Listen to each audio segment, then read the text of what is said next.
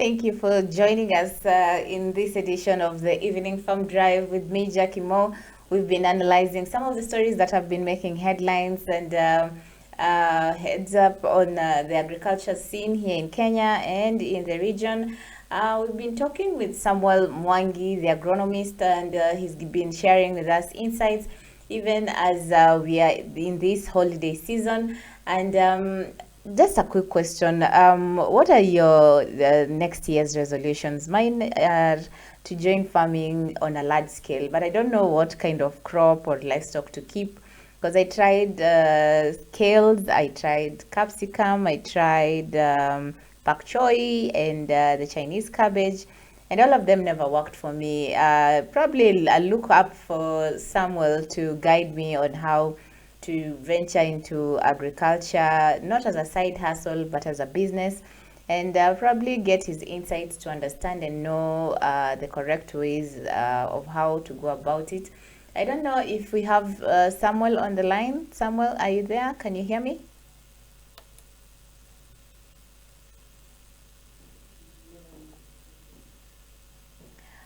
Yes, we'll try to get a hold of Samuel. But just from our previous discussion on this, the news review, we've been discussing about some of the stories that have been making headlines.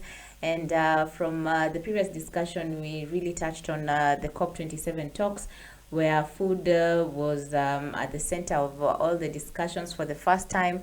The delegates there prioritized on associating foods in the mitigation talks on climate change.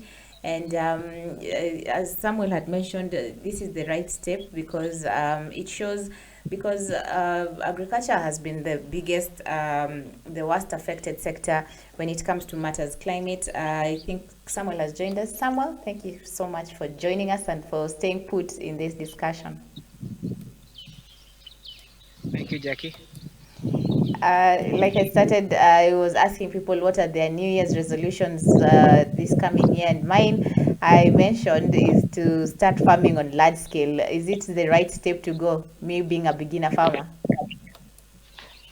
Sorry, Jackie. I was asking the other farmers and our audience on their New Year's resolutions, and I mentioned mine was to start farming on large scale. What would you advise me is the correct way to go about it? Start farming on large scale, or which is the best way to start farming for beginner farmers? I think definitely when you talk about either large scale or small scale farmer, I think this one will so much depend on the individual farmers. But if you are capable of doing it, I think I'll usually go for. I'll definitely go for the large scale because now you find out that when you've decided not to do it, not unless maybe you are that small starter, you are that starter with actually starting from scratch. But in as much as you decided to do farming, I think large scale farming is the way to go because there is reduction of cost of production when there's so much cost that is reduced now when you start it as a large scale. Although the initial cost is a bit high, but you see, you're also looking at that farming that will give you some return on the same. So and by so doing, I think large scale is a bit okay. Right. There's some way you're lying to us. You're trying to tell us, like I'm seeing the farm where you're standing, it's kind of large scale. And I'm a beginner farmer. Probably you've not given me the budget for like the whole season, how much is required for inputs, how much is required for water. And then I start on large scale. And then when it gets to the middle of the season, the money runs out and I don't have inputs. So I think Jackie, before I get to that, I had said that whether you're doing it in large scale or small scale, it will depend on the individual farmer. Because now that is when you weigh yourself and you weigh your pocket and know, can I be able to do this? But also maybe to support that one on the small scale farming. I think that one I need not to be biased on one particular farmer. There's that farmer who is maybe doing it for the starter and you decided now to do. in a small scale farming. Yes, it's possible. And what you just need is the consistency. You do that you do it in small scale as you progress now to the higher levels of large scale. That is the only solution. And by that doing, it's possible because now you can maybe decide to start with a quarter, with the name of now doing it for maybe like in acres, in large number of land, or large big tract of chamba. So the thing is consistency. You can start it from just from a small scale as you progress. But that is what I'm mostly on, the consistency. You need to be a consistent farmer. Let's say. Now you're talking. When you are saying that someone can start with large scale, like what you are seeing, and I would want you to take us through what you're growing there, how you're doing it, what variety are you growing. But vitu kwa ground, they look so green and rosy. But when you're given that big piece of land, things could change. You never know. Sure, sure. That's why I said I talked about the individual farmer here matters so much because it will depend on your approach on the same and how prepared are you for the farming. But basically, what you can see here on the farm, I said that I've just done the installation, the drip irrigation installation. Actually, what you can see here is purely weeds. These are weeds. Nothing that is growing here. These are weeds. Just Of zoom course, I in want for them to. our audience to see. It looks like a crop. No, it's not a crop. You see, this is a Chinese lantana. Actually, it has grown so big that you might even think it's edible. It's a weed. I also tend to think that this farm is also very fertile. The soil is very fertile, as you can see. If this is a weed that is growing this way, then it means even the crop that I'll establish here will have some good environment for the same.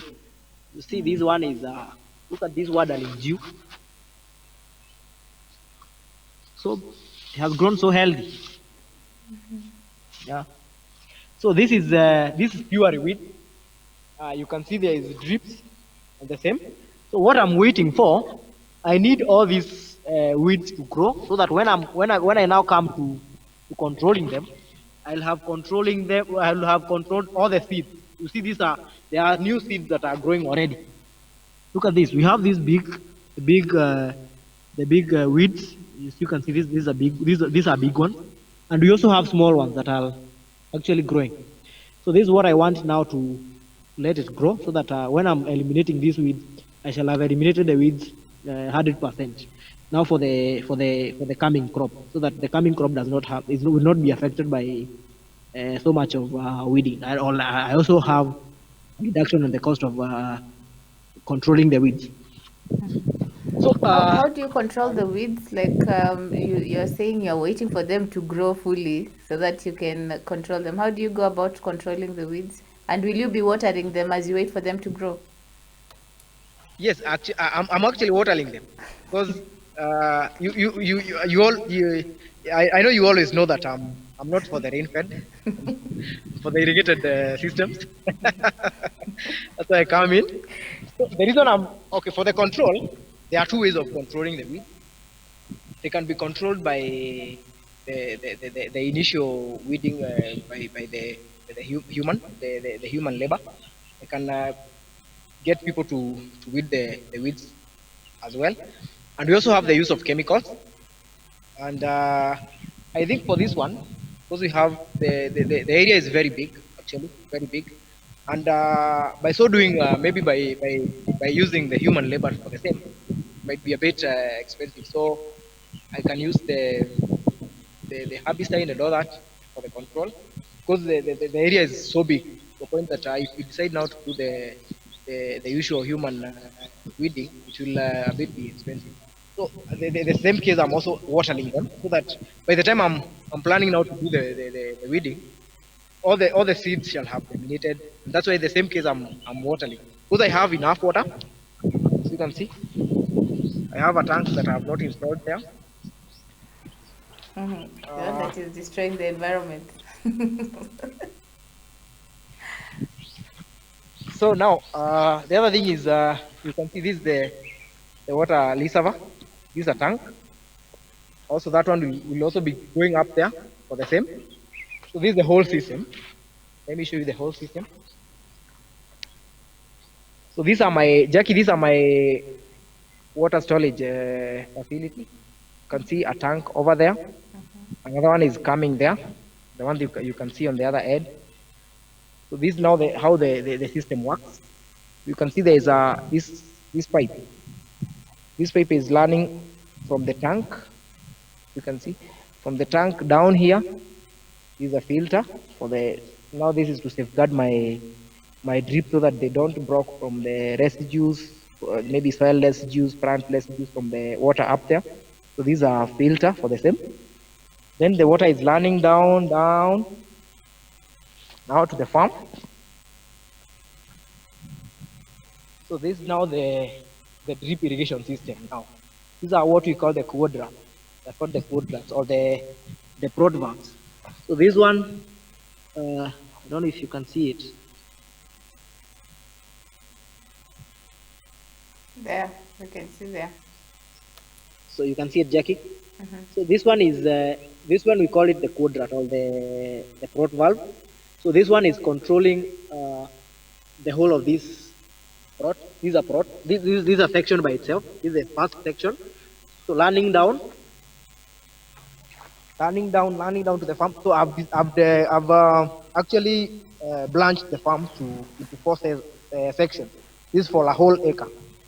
There are 4 sections. So that the first one I've shown you, that the quadrant for the so that quadrant is controlling water for all these beds. You can see here. So they will be controlled from there. So running down here, so we have our second quadrant for the second section. So this one will be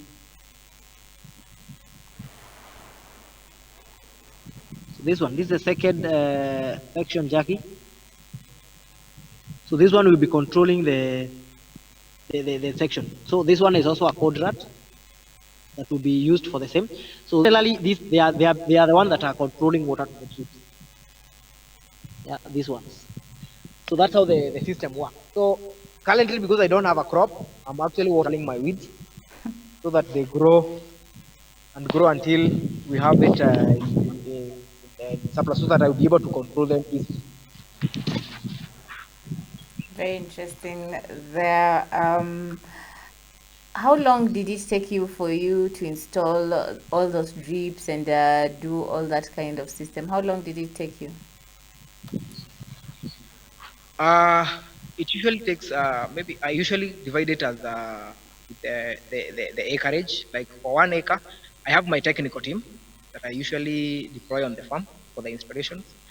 And having a technical team of about 3 people, for an acre, it will take about 1 week for the same. For the installation, that is now the installation of the pipes and all that. So 1 week is enough for the task, Jackie. That is very fast. And you might be shocked because even myself, I've also visited various farms, and the things you're calling weeds, they're being eaten by other communities. They call them indigenous vegetables. Yes. Like we have this one here that is growing, we are calling it the amalanthus. I think this is the indigenous one. It's growing here, and it's very healthy. And actually, I even had some people, people passing from the other side of the road are actually coming for the same. Well, I also didn't know that they are edible. I only know the common amalanthus that is edible. So I didn't know that this one is also consumable. Kani, which one do you have? Please show us, we see. Because me, I love amaranthus. I can eat any variety. This is what I have. This one. But that is edible. I didn't know that. I only know the green one. What do you mean? Yes. It's edible. Actually, there was a time I Nice. Very interesting. Thank you so much for taking us through that tour of how you've installed the drip lines. Now let's get back to the news review. And when in our previous session, we were talking about the COP27 and the issues to do with climate change affecting agriculture. Now let's come to World Food Day, and the theme for this year's World Food Day is Leave No One Behind. How Yes. did you mark this day? Because you are some of those people who give us food. And what drives you as Samuel, as an agronomist, to educate farmers on the correct ways of growing food? And yes, tell us a bit about your perceptions of the World Food Day. I think mine was so much based on the food security, because in as much as the matter is concerned, as an agronomist, I'm that person who comes in now protecting the available, making sure that our shelves have plenty of food. So I think I marked this by actually visiting some few farmers on the same and giving the same solutions to the food security in our country and also the rest of the African countries, because we as farmers, especially from us farmers from Kenya, remember we are feeding even people outside our country. We are not. That's why I love our farming system here, because you'll see people posting pictures on the same, like people who are outside the country. You see them giving photos of tomatoes that has been got from Kenya. So at least it also makes me that I'm not just a local farmer. I'm also an international farmer with feeding even people outside our country. So I also feel I'm supposed to be celebrated for the same. So I think I celebrated my uh, advising farmers on way that they can increase food security. And it's just the same thing we talked about taking care of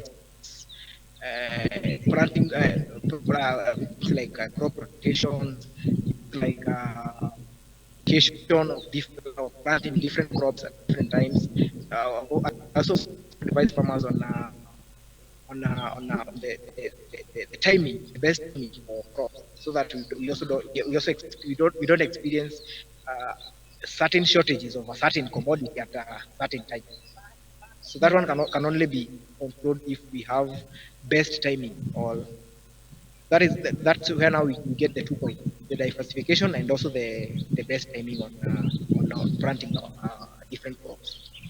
Very interesting. Where do you drive your motivation to do all these things? Because there are people like Jackie here and my director Divine who usually wake up, they don't care where the food came from. All we know is if I need tomatoes, I'll just go to the market and buy. But what drives people like you, Samuel, and even Noah? I usually see him rushing to the farm. He's planting a lot of trees. Where do you drive the motivation to do what you do? Because I know there are times when you wake up and you find the crops have been infested by pests. Probably the climate has failed. There's no water, there's no rain. But what keeps you going and what motivates you? I think, Jackie, to be honest, first of all, is that I'm the first motivator of my life, because there's one thing I've always talked about on farming, and I usually say that not everybody can be a farmer. I tend to think farming is a calling, and once you have the calling, it's just like these people you see like a pastor. You cannot just wake up one day and say that you are a pastor. No, you have to have a calling for the same. So I tend to think the reason I told you I don't have I don't have something that I can say that is so much motivate me, but I'm a self motivated person that is in farming, because I'm that guy who will actually, Jackie, when I get, like, sometimes I'll just walk into supermarkets, to shelves, and just when I see tomatoes there, I see different things. I usually say that I usually see a farmer, salute a farmer somewhere who woke up, who did all the work that I do, and now to make sure that food is for available for some people like Jackie, who usually think that it's a matter of getting tomatoes in the shelves and all that. And the other thing is that I'm that person who is I'm so much, I like crops. Actually, even in some of the farms I'm managing, I usually even make night visits, because I just want to get close to the crops and just study it and see how is it doing at night, what is affecting it. You see, those are some of the things that I'm telling you. It's just like a calling. Yeah, so that also means that I'm not just doing farming for rather for just the cause that it's my profession, no, but it's also a passion. I'm a passionate farmer, and I just love seeing crops growing. I just love that art of planting a crop, doing some few things, and seeing it growing now to a big crop that is even bigger than me. That is what motivates me much. And what usually motivates me on the farm is that producing a tomato, or let me be specific, a tomato plant, giving it the nutrition, taking care that it is not affected by diseases and pests, and seeing it growing green and greener. That is what usually motivates me.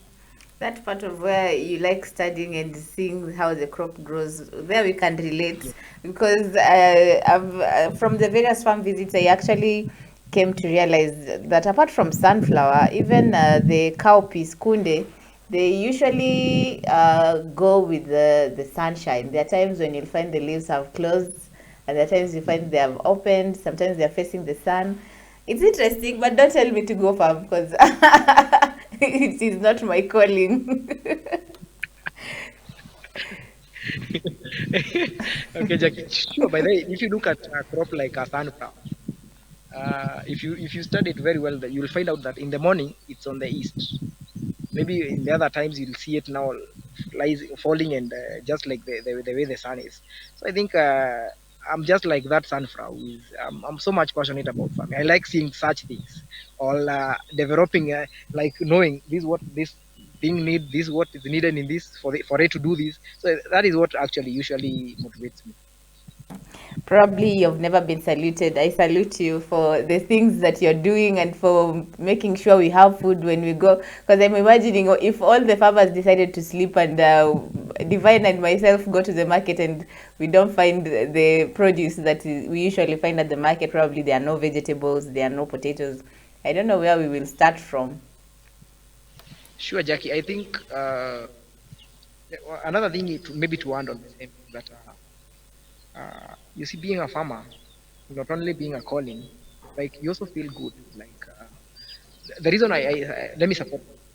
The reason I said I talked about farming as a calling is because you'll find out that sometimes you'll hear of farmers complaining that the prices of agricultural commodities is very low. But Jackie, let me ask you a question. There will be no particular time that you'll go to the market or you go to the supermarket shelves and fail to see tomato being sold, all the agricultural commodities. Reasons, there's a passionate farmer like me who does not even care about the prices. You just want to see these things. But that also forms my answer on the same price, the same thing on price. It means that if you are a consistent farmer or you are a passionate farmer, there will always be a return. There will always be something. Let me not forget that farming is sometimes does not have a return. There is especially for those passionate farmers, consistent farmers who are doing it not for the sake of just being on the market and selling and all that. You just want to have that confidence that I'm a tomato farmer, so I have to have tomato in and out. So meaning when the prices are good, you're in the market. When the prices are good, so basically if you do the whole margin, you'll never lack something. Like, Speaking of food security and the status of food security in our country currently, in the past 2 months here in Nairobi, we've been experiencing a shortage in tomatoes and potatoes. We've seen a hike in food prices. As much as you're talking about farmers being passionate, what needs to be done to regulate the prices of food, and what actually pushes for the rise and increase in food prices? okay, Jackie. I think in agriculture, when you talk about the food, the prices, because that after all, we are doing these things just like any other business. Remember, we are like myself. I have one aim or one motto that I usually talk about when as much as farming is concerned. I usually talk of farming for business. because I'm just the same person. Like whatever I'm doing, whatever farming I do, I don't just do it as farming. I do it as a business, just like the same person who has opened a hardware in the street, another person who is operating a hotel. It's the same case as myself. You see, so that is what also now differentiate between now just the normal farming and the farming of business. Basically, food pricing has a problem whereby you find out that commodities are being so expensive. But on the other side, or now the other side of us farming, you get the same thing is now to farmers. It has very low pricing. Like look at something like coffee. Jackie, to be honest, like I was following up a certain interview the other day on the coffee. They are calling it the black gold haste something. Because if you go to the supermarket and you just pick have a kg of coffee, that is the coffee that usually the coffee beverage, you'll find out that it's very expensive, especially for the great ones. And remember, this coffee is produced in Kenya by a Kenyan farmer, and the same farmer cannot even afford a kg of the same commodities he or she is producing. Reason being, and now when you now go to to the price that the same farmer was the same coffee was bought to him, you find out that it's something that will even make you leave agriculture very early in the morning, surrender that you'll never do farming.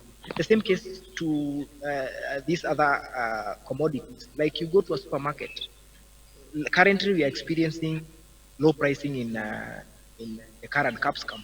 I have several farmers and managing farms for the same commodities. About a month ago, a kilogram of current capsicum, that is the yellow and the red, was going for 250 shillings to 300 shillings per kg.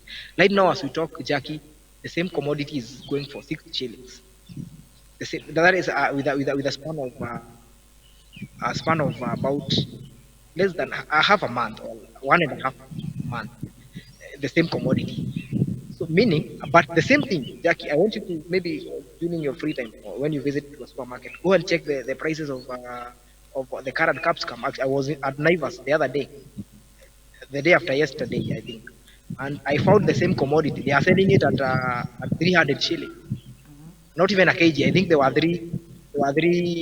three pieces of the carrot caps, and I was like, "Is this the same thing that is being bought?" You see, so it means there's somewhere, there's a chemical inside the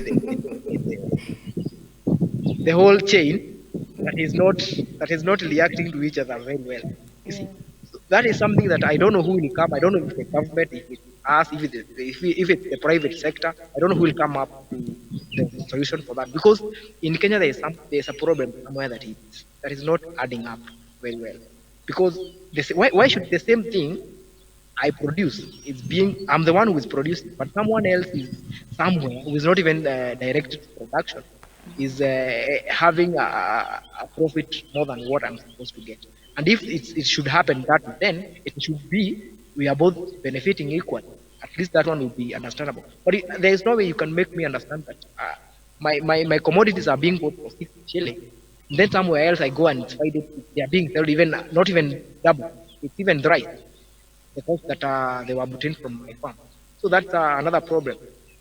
When now we talk about this matter of pricing and of the agricultural commodity, I think we also farmers we are also contributing to the same. Whereby you find out that right now I try to think that we so much tend to get to one the same point we are talking about the diversification. Most farmers tend to concentrate on one particular or various or particular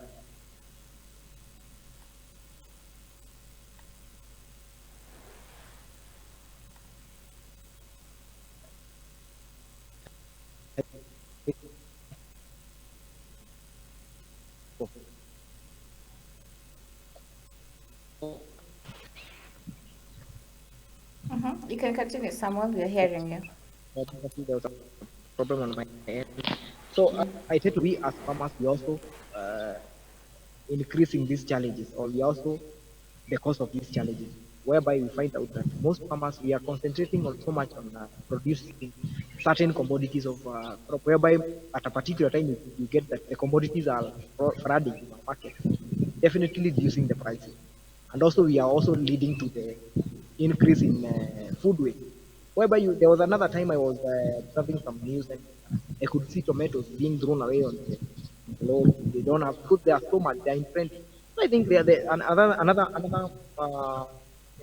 big approach on the same is the diversification of different. We need to not to so much concentrate on the horticulture. Yeah, also agriculture is a diversified umbrella. It's a tree that has it's so wide. We cannot just venture in one commodity or one side. Like it's something that we have so many things to do when we talk about agriculture. And it's the high time that we as farmers, because remember I talked about the forces of supply and demand. This is what actually in Kenya is what is so much pushing or determining the pricing of our commodities. So those are two factors. We also my two solutions for the same is that we as farmers are supposed to look on not to so much uh, venture into maybe horticulture. We need to do diversification.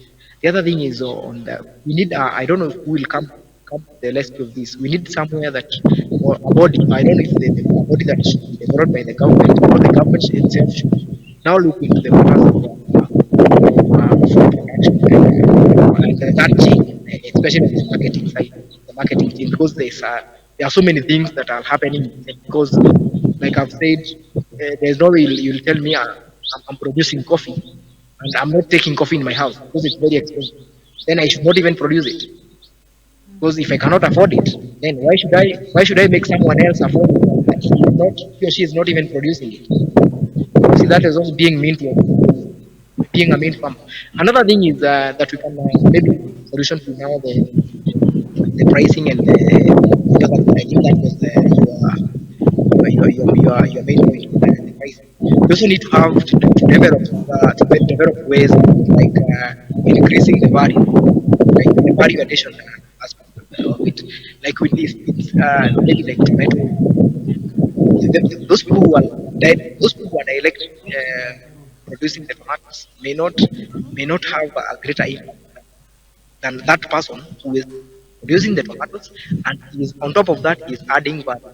Like you can have tomatoes and then you do it to a to a tomato sauce, tomato crisps and all that. So value addition is also something to venture into so that we control this problem of pricing and also the food.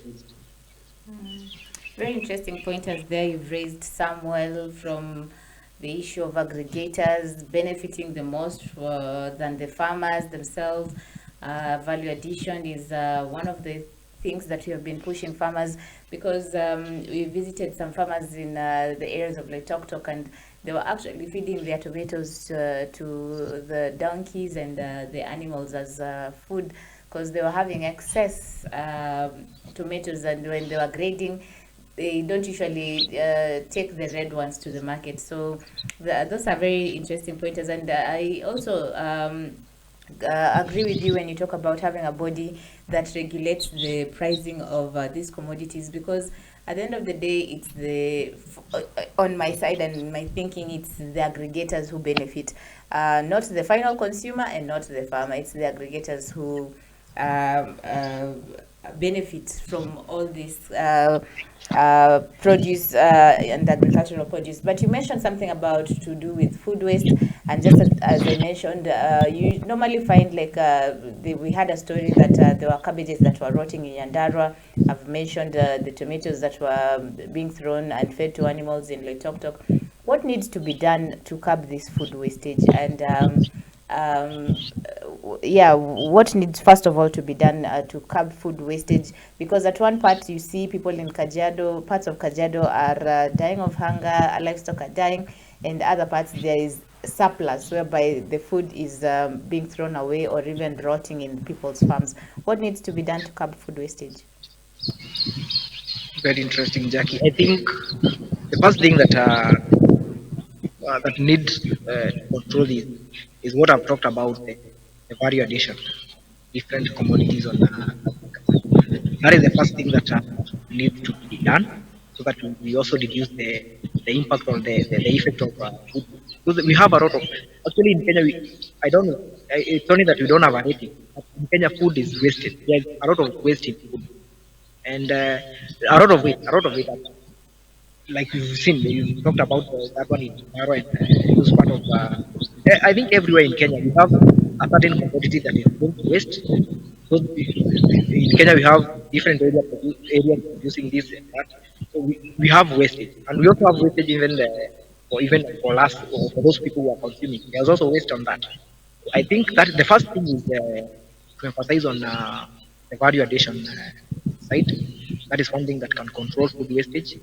The other thing is that there should be also be more these private bodies. Like in Kenya, we have private bodies that are coming up farming, but they have concentrated on one thing.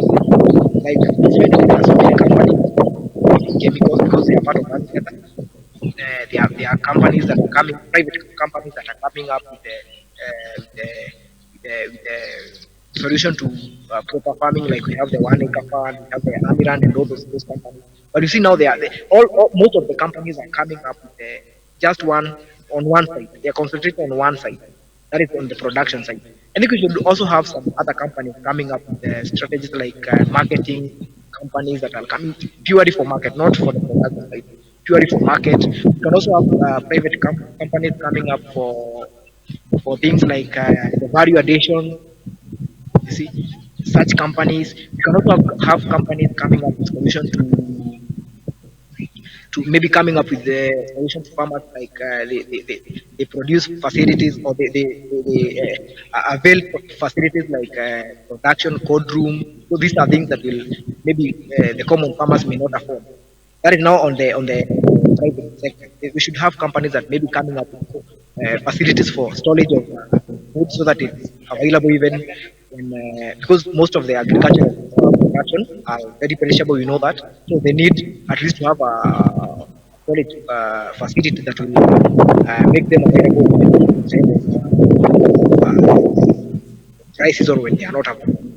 I think this one goes to both the private sector and also to the government. I think the government should also come up with ways of maybe making this storage facility, coming up with value addition, and coming up with market strategies for agricultural commodities and all that. I think that's the best thing that we can have. Now, instead of now coming, like now the government is coming up with the idea of subsidizing their batteries, but they are subsidizing the batteries. Most definitely most farmers will get into farming because of it. But now, where did they take it? See, they are not coming up with that. They are not giving a solution to that, which is very important now for the end product. Because in as much as we may make all the farmers produce farming, because everybody in Kenya is a farmer. I think everybody, even I know you, Jack, yourself, maybe to mention this. Maybe you also have a plan. It's only that you're into your life. Maybe you also have some future plan that I do farming when now getting into retirement and all that. I know that's the trade. But now, because you see, most people say that farming, you see, farming is a science and art. It's something that you even feel good sitting down and watching things grow and all that. So I think that is a plan for everything. Because I think when I retire, I will also be doing that. Yeah. You'll be So the maybe, original farmer. Now you're a practicing farmer. so you see, I think those are some of the strategies that should be happening. Uh,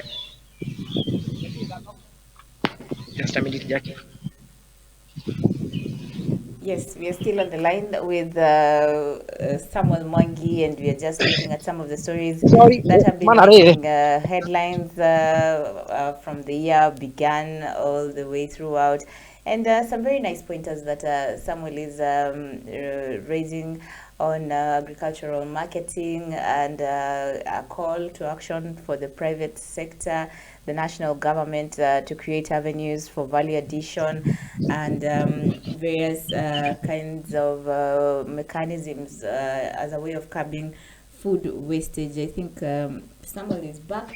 Samuel, we are almost coming to a close of today's session, and we cannot go without touching on the GMO debate and the issue of maize hoarding by farmers and maize importation.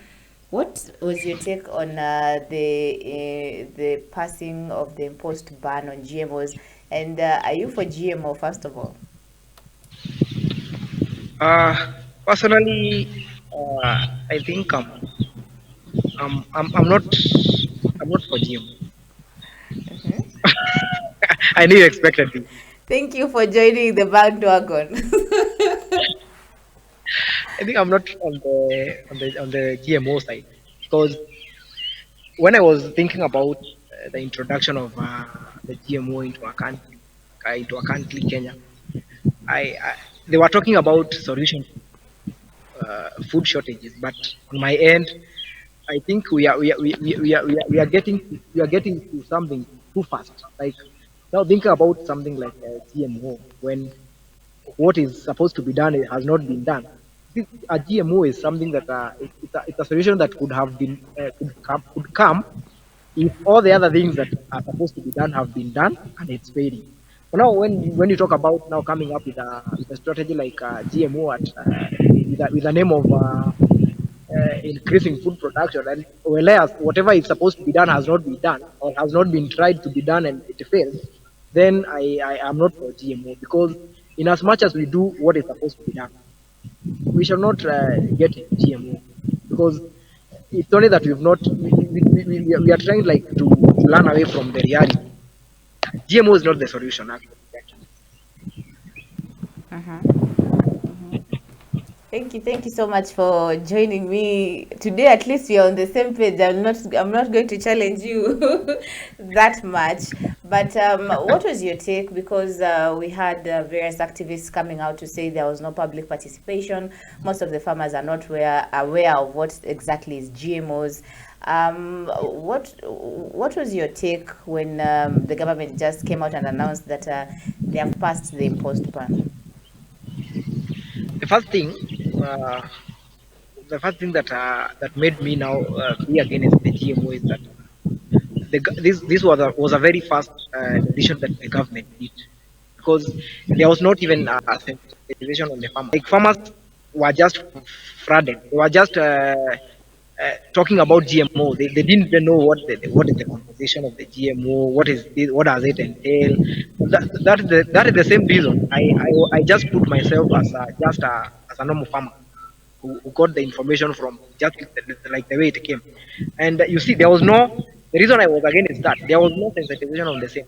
Like, for myself, at least I understand that GMO, yes, GMO is okay because at least its production is a bit guaranteed that you'll have surplus production from planting the same seeds from the same genetically modified seeds. But now, uh, as a person who was as a technical person who is on the ground, who is doing farming and the normal farming, getting to GMO, uh, it's like I'm trying to pretend that because I'm even I don't even know how I can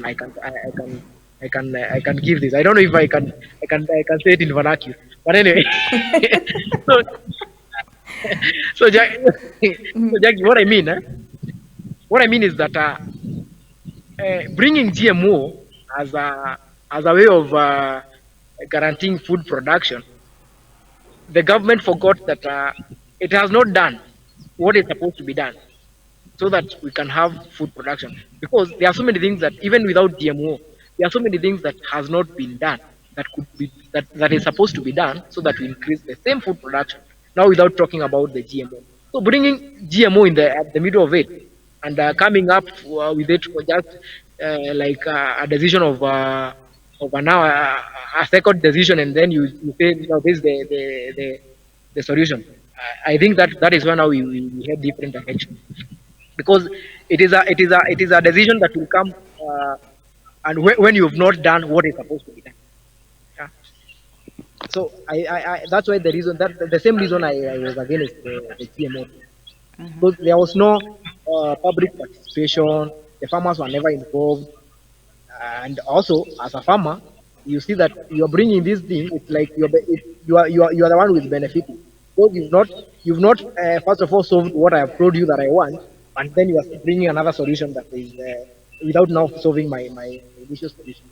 So that is the same reason that I was against that. Well said. Thank you so much, Samuel, for making time. You cannot let you go without giving us some morale as we go into the next year. Probably talk to our farmers, tell them what to expect from Sam, the agronomist, where you can be found if someone needs advice on various kinds of crops to be grown and various kinds of talks on agriculture. Where can they find you? So thank you very much, Jackie, for the opportunity. It's not something that I take for granted. I think one of these fine days, I, I'll have to get a bag for you full of what I produce, because I don't just take it for granted. Thank you very much for the opportunity. This is a noble opportunity. Thank you to the Afama Media fraternity for creating these things and having such a platform that where we the specialists and the farmers can interact, share out ideas, and at least I can see that we are moving to the right direction, because this is the right channel that we can also have solution to now developing solution by ourselves, having such media that are so much into farming, and you get to learn a lot. That's why I'm a very follower of a farmer media, because I tend to learn a lot of them. Because in agriculture, nobody is perfect. I'm also learning, even as we talk later. I'm also learning. So agriculture is a learning process that not happen in one day. So thank you very much, Jackie, for that, and Farmer Media for the opportunity. So maybe next year solution from us. Now, sorry, before I get to that, my name is Samuel Mongi. I call myself Sam the agronomist. I have a private company called Samtech Agribusiness Solutions, and Samtech Agribusiness Solution is an online company. So that's why I mostly post my advices, my different things on agriculture. So we are purely online. You can get us through our Facebook platform, Samtech Agribusiness Solutions. That's why you'll get to learn about new technologies in agriculture, new things, everything to do, anything to do with agriculture. You can visit the page and get to learn. Uh, I'm also an agronomist by profession. I usually call myself a freelance agronomist, because I'm an agronomist who keeps on moving from one place to the other. So meaning that I can be to your farm, can be to Jackie's farm, can be to anybody farms at any time, depending on the service. So that's why I'm a freelance agronomist and a private agronomist who is aimed at solving or bringing solutions to farming. And by so doing, I always advise or advocate for a win-win approach, where my farmer win, I also win. That's my approach. So you can get me through my phone number. That is 0706 654 483. Repeat again. My number is 0706 654 483. You can call the number for maybe a farm visit, for advice on. We also having advice on marketing strategies, crop advices and programs, all those. Anything to do with farming, you can just feel free to interact through our page, or you can also use the personal number that I've given. Back to you, Jackie. Well said.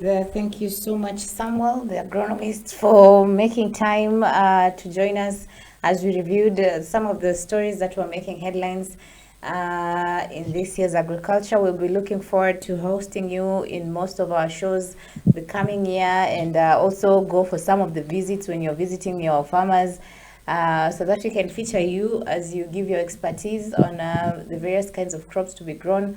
and how to best grow them into healthy crops that are good for human consumption, and also for ensuring that we remain food secure this coming year. Thank you so much, Samuel, for making time. Thank you, Jackie. That has been the evening farm drive, and we've really had a very nice session here talking with Sam, with Sam the agronomist.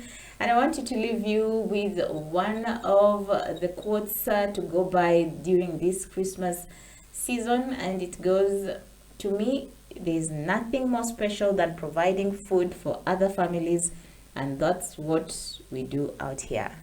That's a reflection for most of the farmers, a morale to keep you going, to keep you waking up every morning, so that you can keep doing what you do best, what your calling is. And yes, this has been the Evening Farm Drive, the Christmas edition. Hope to see you in the coming week as we look forward and yes, wait and anticipate for what 2023 has in store for us. I've been your host, Jackie Moore. Do have yourself a lovely evening. Goodbye for now.